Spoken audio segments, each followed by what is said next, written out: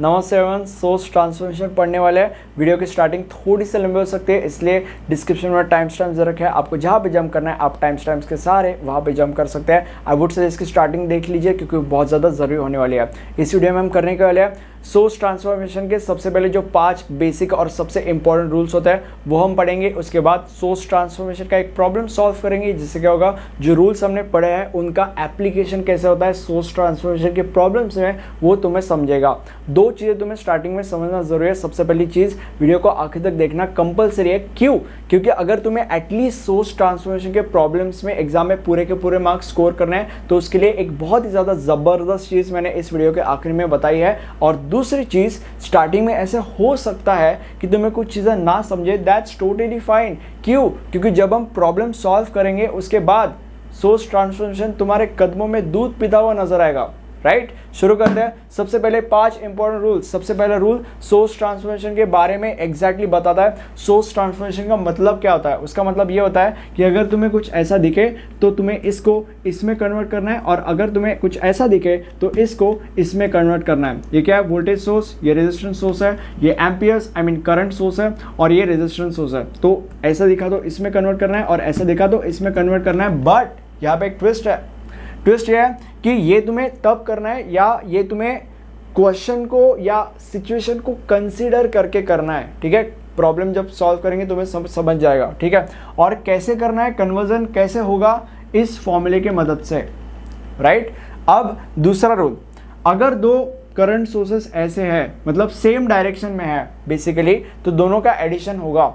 तो 8 + 8 that is 16 and arrow कौन सा आएगा? ऊपर का, मतलब जिस डायरेक्शन में दोनों के दोनों जा रहे हैं उस डायरेक्शन का एरो आएगा। ठीक है, तीसरा रूल, अगर दोनों के दोनों एरोज अपोजिट डायरेक्शन में जा रहे हैं, बाय द वे ये 8 है, ओके, तो दोनों के दोनों एरोज अगर अपोजिट डायरेक्शन में जा रहे हैं तो सब्सट्रैक्शन होगा, बड़ा माइनस छोटा। So that is 8 - 2 that is 6 and arrow कौन सा आएगा? जो बड़े वाले का एरो है जो कि ऊपर जा रहा है यहाँ पे, वो यहाँ पे पेल देंगे। ठीक है, 4th रूल, अब यहाँ पे वोल्टेज वाला शुरू हो रहा है रूल्स। अब इसमें क्या करना है, अगर 2 वोल्टेज सेम है, मतलब आप यहाँ पे देखो दोनों वोल्टेज सेम है, राइट। सो अगर दोनों वोल्टेज सेम है तो दोनों का एडिशन होगा 7 + 4 दैट इज 11 एंड वोल्टेज का साइन क्या आएगा? वही जो इन दोनों वोल्टेज का साइन है।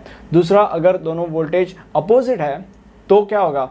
जो बड़ा वोल्टेज है दैट माइनस छोटा वोल्टेज होगा, that is 7 - 4 that is 3 and यहाँ पे कौन सा आएगा? जो बड़ा वाला वोल्टेज है उसका जो साइन है वो यहाँ पे पेल देंगे। ओके, ये 5 रूल्स है। अब इनका एप्लीकेशन करने के लिए एक प्रॉब्लम सॉल्व करेंगे। तो अभी हमारा क्वेश्चन है, क्वेश्चन में क्या है? Find the value of current flowing through 4 ohm resistor. ये हमारा 4 ओम रजिस्टर है, इसके थ्रू जो करंट फ्लो हो रहा है उस करंट की वैल्यू हमें निकालनी है। राइट, अब एक फनी सा रूल है। रूल ये है कि अभी यहाँ पे क्वेश्चन में दिया है कि 4 ओम रजिस्टर के थ्रू जो करंट जो फ्लो हो रहा है उसकी वैल्यू निकालना है। इसीलिए इस 4 ओम रजिस्टर को हमें हाथ नहीं लगाना है, क्योंकि अगर इस 4 ओम रजिस्टर को हम हाथ लगाएंगे, मतलब अगर उसको हम चेंज करेंगे तो हम करंट किसका निकालेंगे?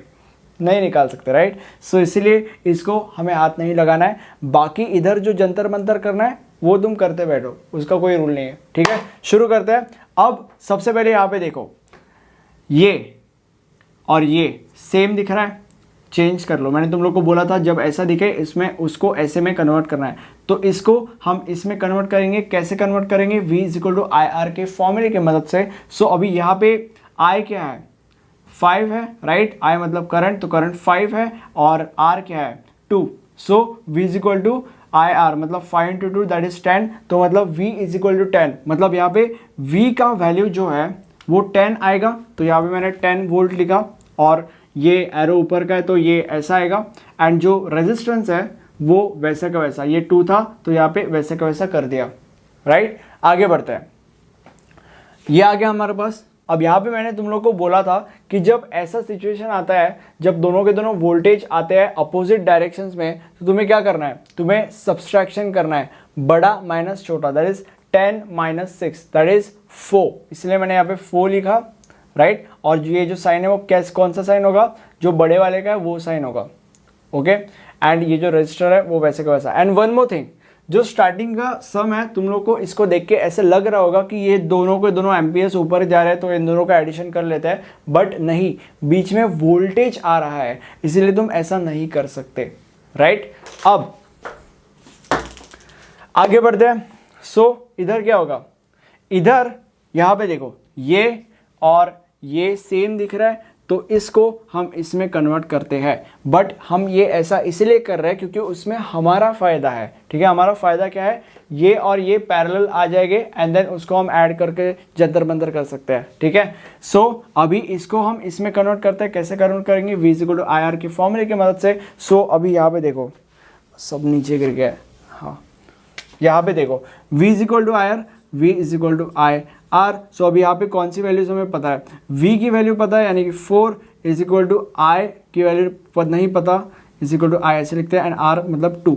सो i is equal to 4 upon 2 is equal to 2, और इसीलिए जो हमारा i है यानी कि एम्पियर सोर्स वो 2 होगा, इसलिए यहाँ पे मैंने 2 लिखा है। और जो रेजिस्टर है वो पैरेलल में आ जाएगा जैसे कि यहाँ पे दिया गया है, राइट। अब यहाँ पे ये दोनों के दोनों पैरेलल में आ गए, बीच में रेजिस्टेंस है, रेजिस्टेंस ठीक है। सो दोनों के दोनों पैरेलल में आ रहे हैं।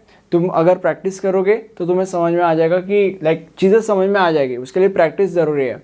अगर तुम्हें कन्फ्यूजन हो रहा है इन सब चीज़ों के से रिलेटेड तो प्रैक्टिस करो, ठीक है। अब यहाँ पे ये दोनों के दोनों जो एम्पियर सोर्सेज है वो एक ही डायरेक्शन में, मतलब दोनों का दोनों का एडिशन होगा, दैट इज 2 + 2 दैट इज 4, इसलिए मैंने 4 लिखा। और ऊपर का एरो है दोनों, इसलिए यहाँ पे ऊपर का एरो, जैसे कि हमने स्टार्टिंग में बेसिक रूल्स में पढ़ा था।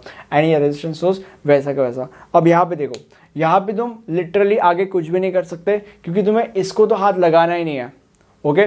अब ये तुम्हारा आखिरी का स्टेप है। अब तुम्हें एक फॉर्मूला अप्लाई करके आंसर निकालना है। फॉर्मूला क्या है, current flowing through 4 ohm resistor is equal to parallel resistor upon both the resistance into total number of current, okay.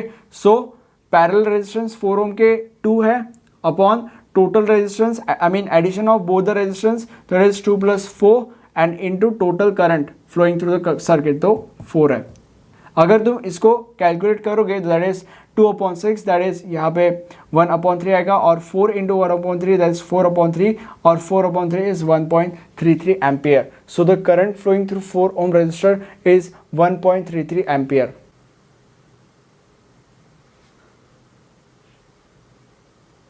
अब स्टार्टिंग में मैंने बोला था कि मैं तुम लोग को एक ज़रूरी चीज़ बोलूँगा। अब वो ज़रूरी चीज़ ये है कि देखो, सोर्स ट्रांसफॉर्मेशन का बस ये एक टाइप नहीं है, और 2 टाइप्स है, ठीक है।